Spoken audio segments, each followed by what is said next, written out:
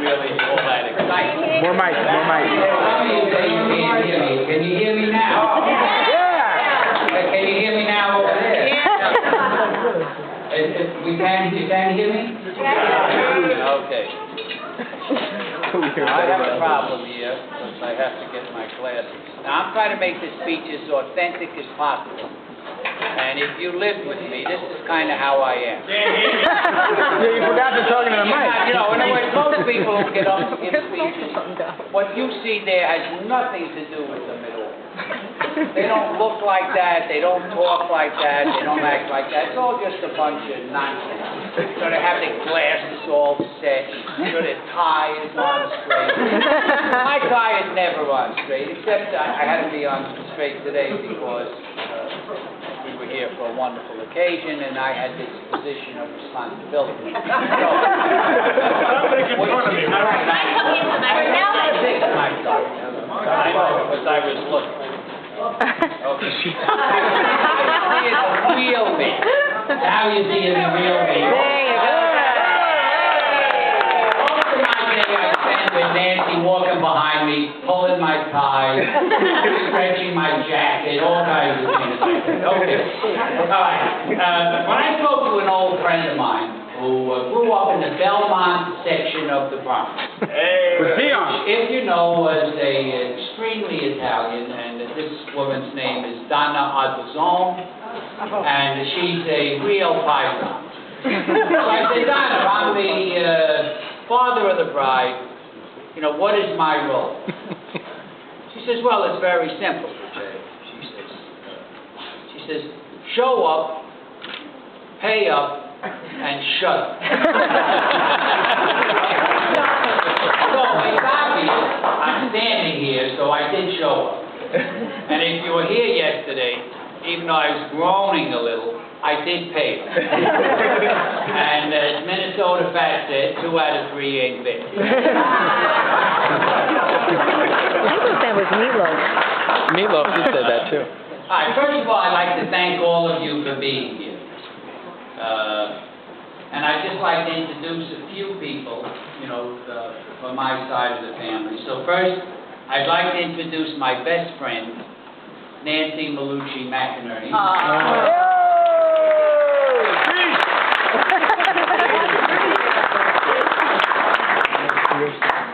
And then I'd like to introduce 3 of my jewels, which is what I call my children. Hattie, John, Anne Marie, Lizzie, oops, I think that's 4.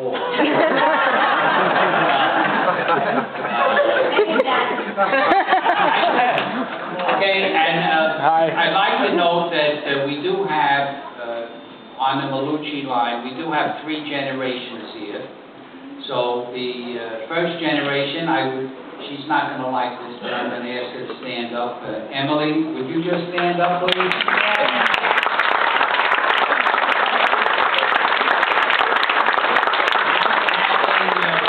Generation is Nancy Malucci McInerney. If you would stand up, please. What about Bay? Richard, if you wouldn't mind standing.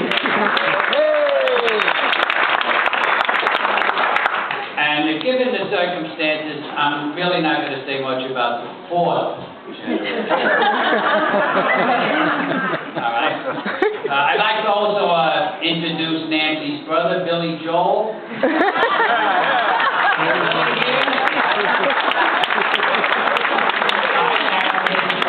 Roseanne.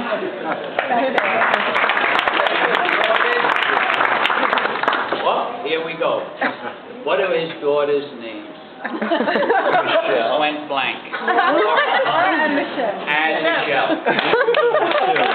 I hope that was a joke.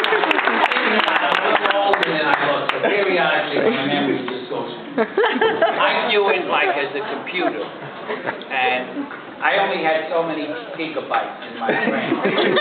Now at 65, I filled it. So whenever anything new comes in,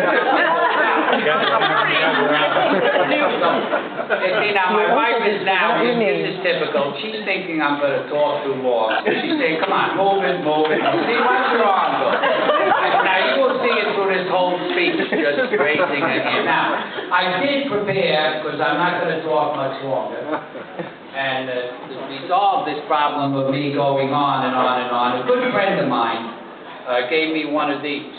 Now, this is a little 8-timer.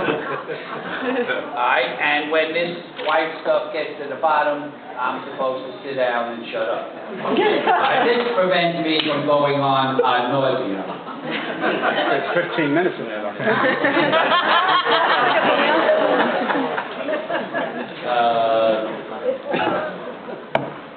Okay, now I'm just going to tell you 2 anecdotes about Patricia Rose. She may throw something at me before this is over, but these are 2 little stories about Patty growing up At least that you know their give you name. a real deep insight into who Patricia McInerney Park really is. When she was about 6 or 7, we were sitting in the living room and we were watching pair skating discs. You know, the pairs came out and the men were skating around and throwing the girls up in the air and catching them and all that jazz. And Patty's sitting there and with her fierce little eyes, she looks up and she says, "Well, when do the pairs where the women throw the men?"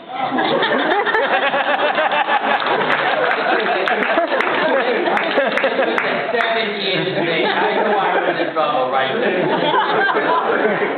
By 1992, we're visiting the campus of William and Mary University, which, as many of you know, is next to Williamsburg, you know, the historical site and so on.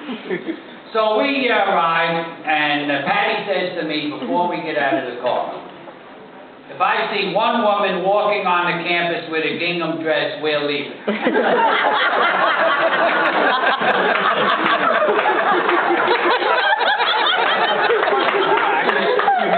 So we went to the session sponsored by the business department, and Jesus, don't you know? Out comes this pretty southern girl from North Carolina in a yellow gingham dress. Next thing I know, Patty is dragging me out of throwing me in the car, and we drive up US 10, and we arrive at the University of Pennsylvania. And as we come to the entrance, we come across a street vendor who's selling sneakers right by the entrance to the school. And Patty looked around, and she knew she'd found where she was going to be for the next 4 years.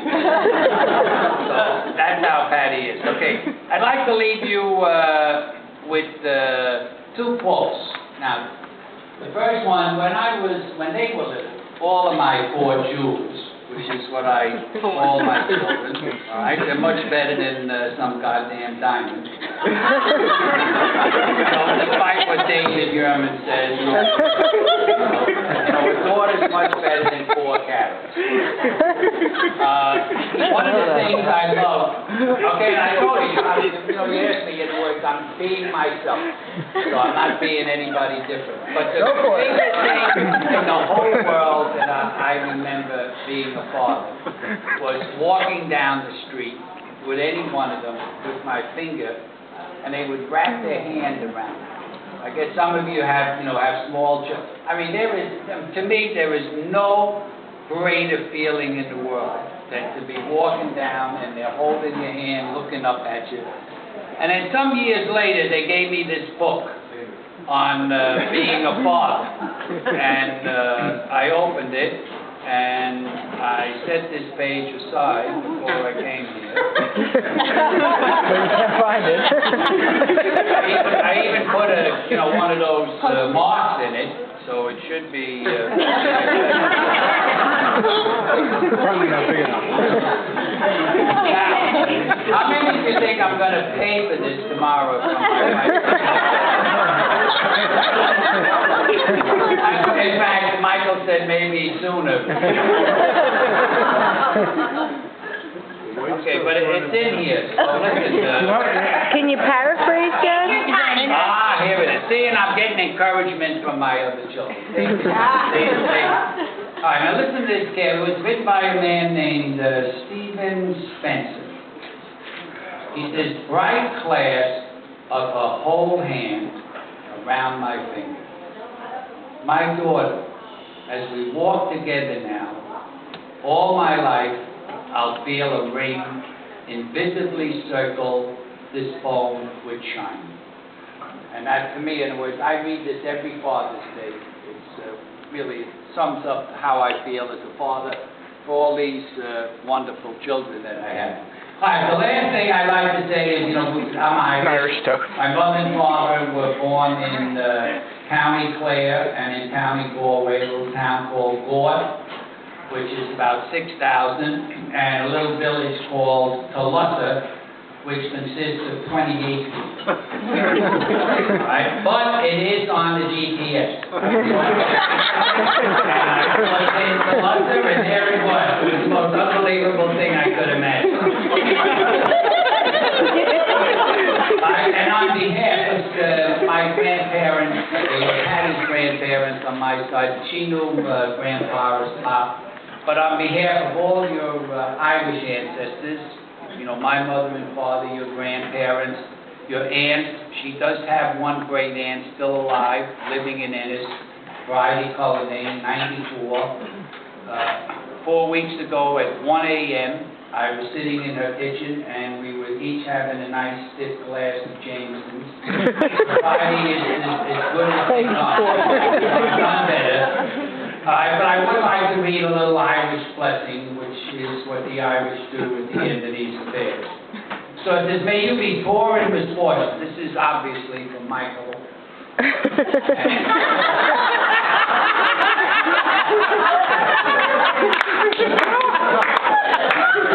May you be poor in misfortune, rich in blessings, slow to make enemies, quick to make friends. But rich or poor, quick or slow, may you know nothing but happiness from this day forward. And that's the deepest sentiment I have for these two wonderful young people. Thank you.